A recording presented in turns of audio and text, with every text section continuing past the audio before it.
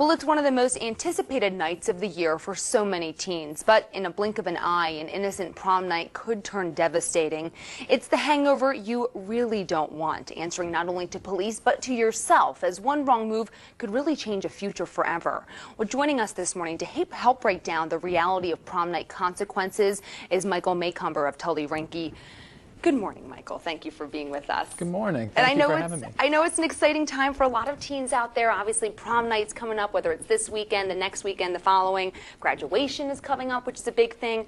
But according to some stats from the National Highway Traffic Administration, they're saying that one-third of all alcohol-related traffic fatalities amongst teens happens during prom season, that April to June month period. So that's really what we're focusing on. Yeah, you have a lot of events going on between that time. You have prom, you have graduations, you have college parties, people going away, and I think you see a lot of these accidents happening in that time frame because people's inhibitions let loose a little bit. And I mean, the fact of the matter is that prom, most of your kids going to prom are underage. So drinking really, we shouldn't even have to talk about drinking and driving. But obviously, it's a fact of, reality and a fact of life. Let's talk about, I guess, just some of the consequences that kids really could face and how they really could change their future forever. The biggest consequence that we see nowadays is the DWI, the kids going out, having a few drinks, and then going out and driving. One of the big things that's different for adults versus kids is that the drinking level, the blood alcohol level, is so low. It's only 0.02. And so even one drink can go ahead and put you over that level, which is very alarming. At that point, they go out, they drive, and next thing you know, you're walking away with a DWI.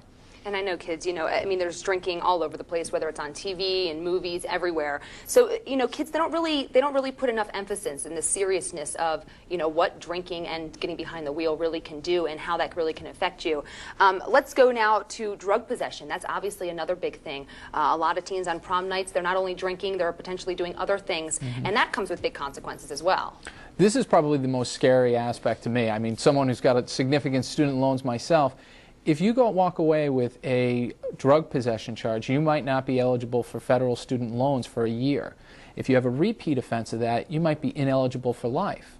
Now, if you have a possession charge on that, that might be 2 years.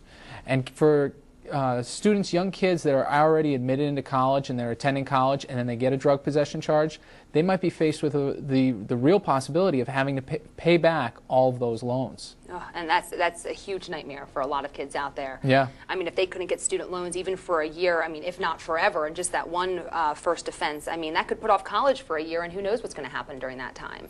It might even put it off indefinitely. And with the cost of education these days, it's not easy to go ahead and pay for that out of pocket. Yeah. People need those loans, definitely. Now, just wrapping things up, I just want to talk really briefly about the age of consent. I know it's kind of a touchy subject, but New York, the age of consent here is 17, but that obviously comes with some stipulations when drinking is involved. The big stipulation to that is if somebody's intoxicated, they can't consent. Doesn't matter if they're 17 or 45.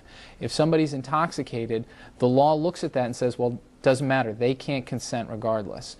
And that's a big problem and something that we do see on prom night at that point.